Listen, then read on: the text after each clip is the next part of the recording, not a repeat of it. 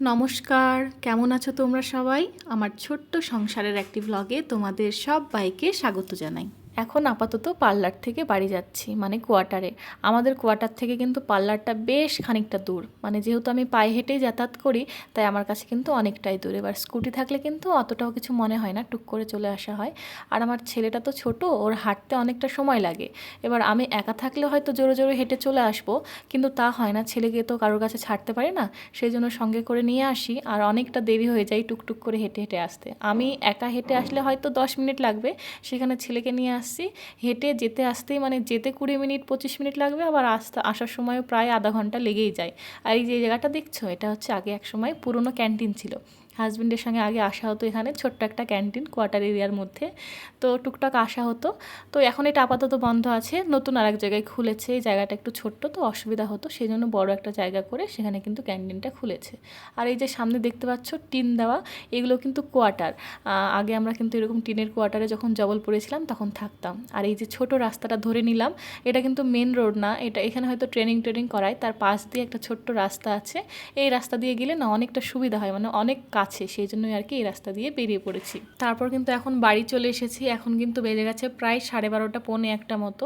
আর সকালে কিন্তু রান্নাবান্না করেই গেছিলাম, আর ছেলে এসে এখানে ড্রেস চেঞ্জ করে দিয়েছি। বাইরে প্রচণ্ড রোদ গরম, ঘরে এসে মানে একটু জল টল খাইয়ে ওকে ড্রেস চেঞ্জ করে দিলাম, ও বইগুলো নিয়ে বসলো। আর আমি কিন্তু রান্না অর্ধেক করেই গেছিলাম।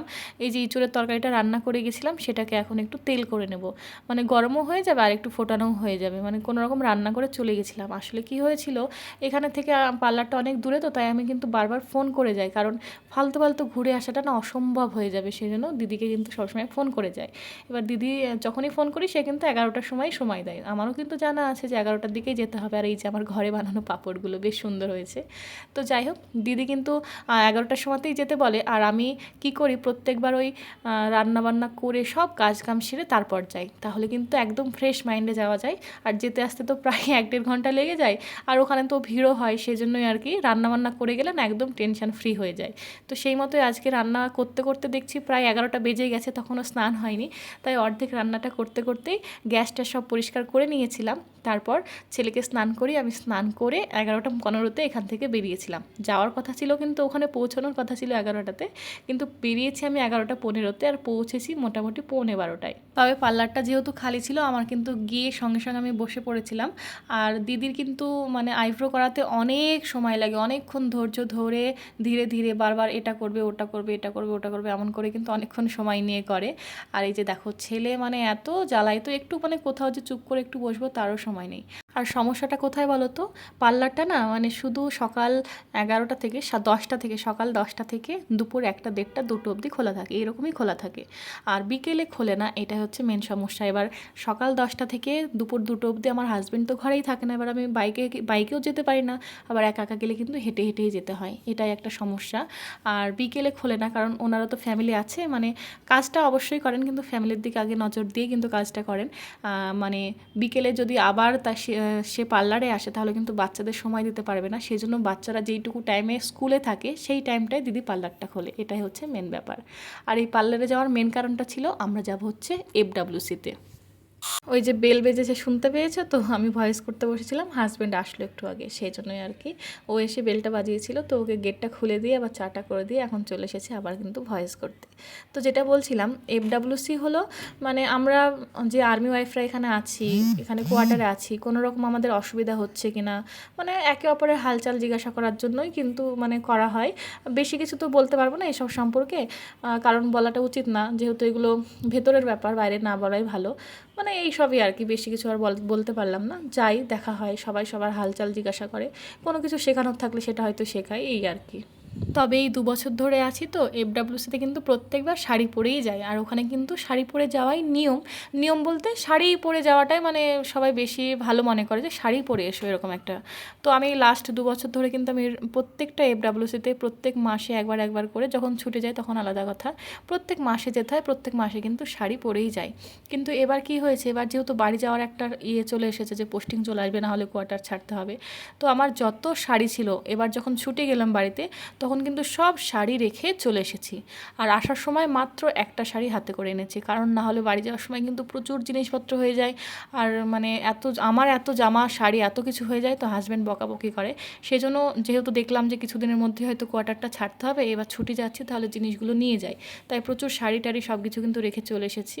আর এই যে চুড়িদারগুলো নতুন নতুন নেওয়া হয়েছিল, এখানে তো পরা হয় না, এখানে তো টি শার্ট আর মানে এমনি নর্মাল ঘরে পরেই থাকা হয়, চুড়িদার টুড়িদার আর কি। তো এগুলো পরা হয়নি, তো ভাবলাম নতুন জামা কাপড় এগুলো তো অন্তত পরে যায়। তাই কিন্তু লাস্টবার যখন আমি এফডব্লিউসি গিয়েছিলাম তখন একটা চুড়িদার পরে গেছিলাম, আর এবারও কিন্তু একটা চুড়িদার পরে নিয়েছি। হ্যাঁ, ওখানে কিন্তু সবাই সেটা লক্ষ্য করে যে আমি চুড়িদার পরে গেছিলাম। আগেরবার সেটা বলছিল যে চুড়িদার পরে এসেছো, কোনো ব্যাপার না, ঠিক আছে, পরের বার শাড়ি পরে এসো। তো এবারও চুড়িদার পরে যাচ্ছি, জানি না কি হবে, এবারও হয়তো বলবে। আসলে আমি শাড়ি নিয়ে আসিনি, একটা মাত্র শাড়ি এনেছি, তাও সেটা মানে এফডব্লিউসিতে পরাটা ঠিক লাগবে না, পরলে পরাই যায়, তবে ওটা আর কি একটু পার্টি ওয়্যার টাইপের শাড়ি, তোমরা হয়তো দেখেইছো, কালো কালারের একটা শাড়ি, ওটাই এনেছি, নতুন শাড়িটা, ব্যাস। আর এক শাড়ি না বারবার একঘেয়েমিভাবে পরতে ইচ্ছে করে না, মানে প্রত্যেক মাসে যাবো একই শাড়ি ঘুরে ফিরে পরতে ভালো লাগে না। সেই জন্য প্রত্যেকটা শাড়ি কিন্তু আমার এই 2 বছর ধরে পরা হয়ে গেছে, একবার করে কিন্তু পরা হয়ে গেছে।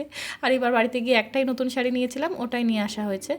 তবে আমাকে কিন্তু অনলাইনে দুটো একটা শাড়ি নিতে হবে, যেহেতু আর 2-1 মাস হয়তো থাকবো, তো সেখানে মানে সেই নিয়মটা মেনটেন করে চলাই ভালো, যাওয়ার আগে আর মানে এরকম অনিয়ম করে চলবো না।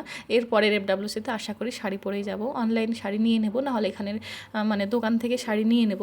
এখানের যে চুড়িদারগুলো এখান থেকেই নেওয়া, ব্যাঙ্গালোর থেকে, এত সুন্দর চুড়িদারটা না, এত সিম্পল চুড়িদার। আরও একটা নিয়েছিলাম, সেটাও তাই খুব সুন্দর, মানে সিম্পলের মধ্যে ভালো। আমি কিন্তু এরকম টাইপের চুড়িদার পরতেই ভালোবাসি, আর ব্ল্যাক কালার হচ্ছে আমার ফেভারিট কালার। আর কেমন লাগছে কিন্তু আমাকে তোমরা কমেন্ট করে জানিও। আর আমি মেকআপ বলতে এই হালকা একটু মেকআপ করি, না কানের চেঞ্জ করি, না মালা চেঞ্জ করি, ওই একটা টিপ পরি, একটু সিঁদুর লাগাই, আর মুখে ক্রিম লাগাই, একটু মাস্কারা, কাজলটাও দেওয়া লাগে না মাস্কারা দিলে, আর একটু লিপস্টিক, ব্যাস, আর কিচ্ছু লাগে না। আর ওখানে কিন্তু সবাই খুব সুন্দর সেজে গুজে যায়, মানে সবাই বিভিন্ন রকমের শাড়ির সাথে ম্যাচিং কানের পরে যায়, ম্যাচিং মালা পরে যায়, মানে মনে হয় সবাই মানে ভালো কোনো জায়গায় এসেছে, পার্টি মাটিতে এসেছে, মানে ভালোভাবেই যায়। কারণ এখানে সবাই তো ঘরবন্দি, আমি যেমন ঘরবন্দি তেমন সবাই কিন্তু ঘরবন্দি, সাজতেও পারে না, কোথাও যেতেও পারে না, হাজব্যান্ড এত ডিউটিতে ব্যস্ত থাকে। সেই জন্যই আর কি এই 1 মাস পরেই যে যাওয়া হয়, সেই দিনে কিন্তু সবাই সাজুগুজু করেই যায়। আর ম্যাডামরাও বলে তোমরা মন খুলে সেজে গুজে আসবে, তোমরা তো যেহেতু কোথাও যেতে পাও না, আমরাও তো তাই, একই রকম সবার, যে আমরা ঘর থেকে কোথাও বেরোতে পাই না, এই 1 মাস পর একদিন দেখা হয়, তো তোমরা তোমাদের মনের মতো সেজে গুজে আসবে। তাই সবাই কিন্তু ওখানে সেজে গুজেই যায়, শুধু আমি একটু সিম্পলভাবে যাই। আমি যেহেতু অতিরিক্ত কানের বা মানে এক্সট্রা অন্য জিনিস আমি বেশি ব্যবহার করতে ভালোবাসি না, সেই জন্যই আর কি। তবে আমি লক্ষ্য করছি বাইরে এসে আমাদের বাঙালিদের তুলনায় কিন্তু বাইরের সবাই একটু বেশি সাজগোজ করে। আমাদের বাঙালি আরও 2-1 আছে, তারাও মানে আছেন, ম্যাডাম আছেন, ওনারাও কিন্তু সাজগোজ করেন না। তো যাই হোক, এখানে কিন্তু সবাই আমরা খুব মিলেমিশে থাকি, তবে কারোর ভিডিও কিন্তু আমি নিলাম না। সবার সঙ্গে কিন্তু ফটো, আলাদাভাবে ভিডিও সব কিছু করা হয়েছে, কিন্তু আমি যেটা ব্লগে শেয়ার করতে পারবো না, কারণ প্রত্যেক এখানে আর্মি ওয়াইফ, আর কারোর পারমিশন ছাড়া আমি কারোর ভিডিও তো নিতে পারি না। তো যাই হোক, এখানে কিন্তু স্ন্যাক্স দেওয়া হয়েছিল, প্রত্যেকবার দেওয়া হয়, একবার এক এক রকম। তো এবার ওই পাকোড়া আর একটা করে গোলাপ জামুন আর সিঙ্গারা দেওয়া হয়েছিল, তো ছেলে টুকটুক করে খেয়েছে, মানে ও যেগুলো খায়নি সেগুলো আমি খেয়ে নিয়েছি। তারপরে চা দেওয়া হয়েছিল, তারপর কিন্তু চলে এসেছি। আর যেটা বলছিলাম, মানে এখানে আর্মি সেন্টারের মধ্যে কিন্তু টিডিওগুলো করা অ্যালাউ না। আমি যেহেতু ওয়াইফ, তো আমি করতেই পারি, কিন্তু আমি বেশি কিছু এখানে তুলে ধরতে চাই না।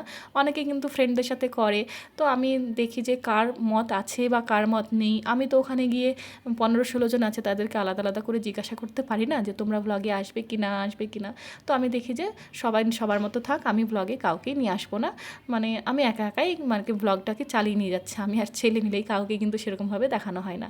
আর এই যে চলে এসেছি ঘরে, আসার সময় হাজব্যান্ড কিন্তু এই যে সবজি পেয়েছিল, সেদিন আসলে মঙ্গলবার ছিল, মঙ্গলবারের দিন আসার সময় একদম সবজি নিয়ে চলে এসেছিলো।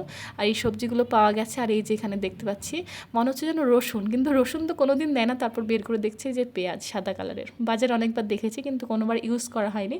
তো এবার পাওয়া গেছে, যখন ইউজ করে দেখবো এই সাদা কালারের পেঁয়াজটা কেমন হয়। আর আমি আর ছেলে তো ওখানে টুকটাক স্ন্যাক্স করে এসেছি, কিন্তু হাজব্যান্ড তো করেনি, কারণ ওখানে শুধু মেয়েদের রাখা হয়, ছেলেরা একদম অ্যালাউ না। তো আমরা তো খেয়েছি, এবার হাজব্যান্ড খায়নি, তাই কিন্তু ওকে একটু চা আর চিড়ে ভাজা করে দিলাম।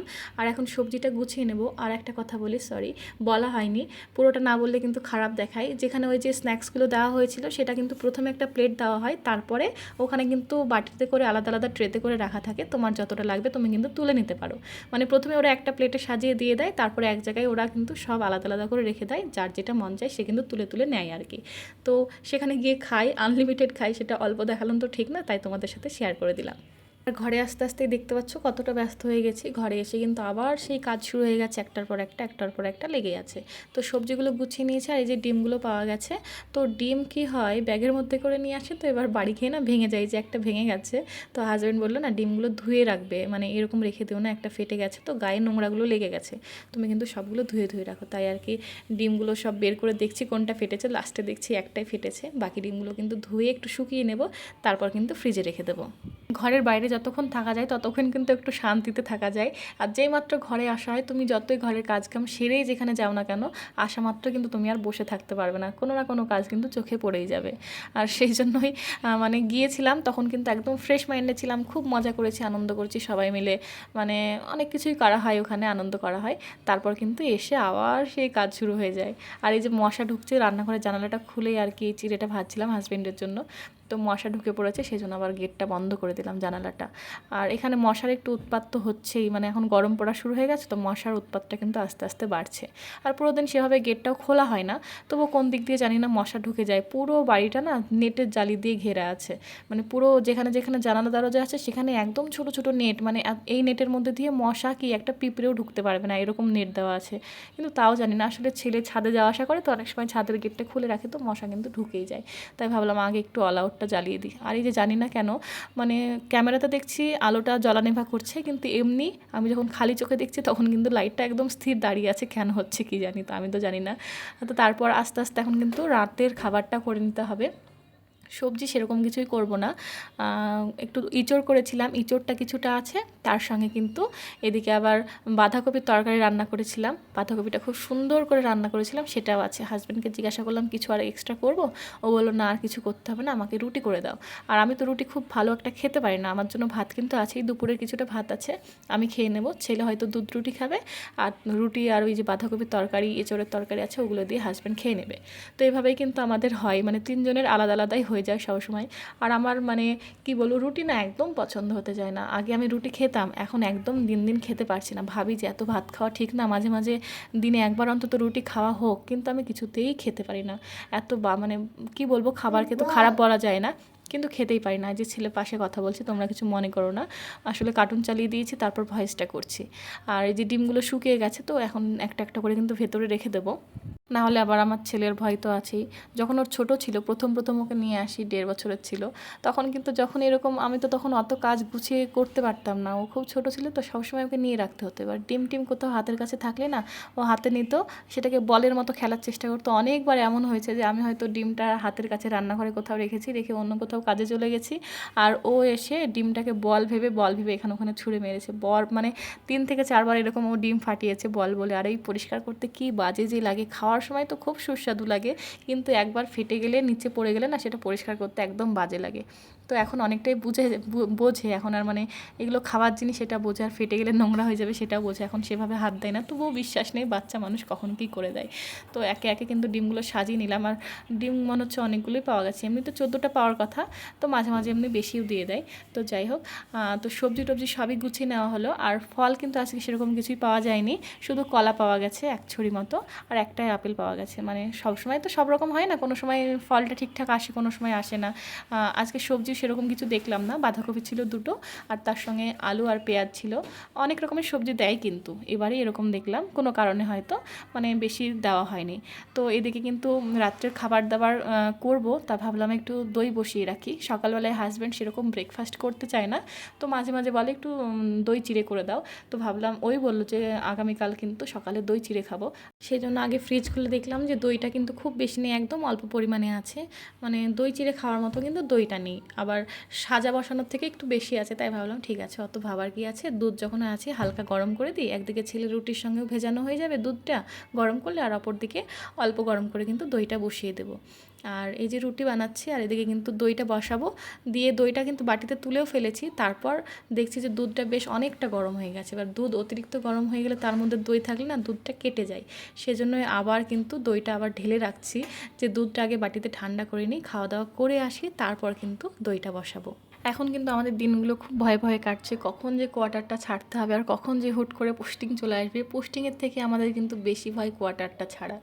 যদি হট করে কোয়ার্টার ছাড়তে হলো, পোস্টিং এলো না, তাহলে কিন্তু আমাদের আলাদাভাবে বাড়ি চলে যেতে হবে আর হাজব্যান্ড এখানেই থেকে যাবে, আমাদের রেখে আবার চলে আসবে। আর যদি পোস্টিংয়ে চলে আসলো, সেটা ভালো জায়গায় হোক বা মন্দ জায়গায় হোক, মন্দ বলতে দেখা যাচ্ছে আমাদের নিয়ে যেতে পারলো না, তাহলে তো আমরা মন থেকে জেনেই গেলাম যে আমরা যেতে পারবো না, তাহলে সরাসরি আমরা বাড়িতেই থাকবো। আর যদি ভালো জায়গায় আসে তাহলে হয়তো গেলাম, ছেলের স্কুলের ডিসিশান এখনও ঠিক করে নিতে পারছি না, আগে পোস্টিংয়ের উপর ডিপেন্ড করে কিন্তু স্কুলে ভর্তি করা।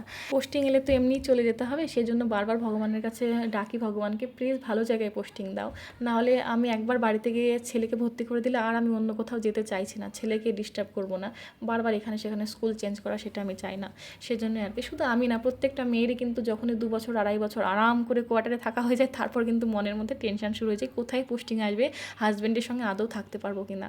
শুধু আমি না, প্রত্যেকটা মেয়ের সাথে এটা হয়। তো চলো, ভিডিওটা কিন্তু আস্তে আস্তে শেষের দিকে চলে এসেছি। আর এই যে দইটা একদিকে বসিয়ে দিলাম, একটা কিন্তু গরম করতে রাখবো আর একটা কিন্তু ফ্রিজে ঢুকিয়ে দেবো, মানে যে দইটুকু বেঁচে গেল ওইটুকু ফ্রিজে ঢুকিয়ে দেবো আর এটা কিন্তু বাইরেই রেখে দেবো। তো সবাই সুস্থ থেকো, ভালো থেকো। আজকের মতো তবে ভিডিওটা শেষ করি। আর তোমরা কিন্তু অবশ্যই কমেন্ট করে জানাবে ভিডিওগুলো কেমন লাগছে, কোনো সমস্যা থাকলে নিশ্চয়ই সেগুলোও জানাবে। আর যদি মনে হয় যে কোনো জায়গাটা ভালো লাগছে না, সেটাও কিন্তু আমাকে কমেন্ট করে জানাবে। তো তোমরা সবাই থাকো, তাহলে আমি তাহলে আজকে যাই, সুস্থ থেকো, একে অপরের খেয়াল রেখো, টাটা।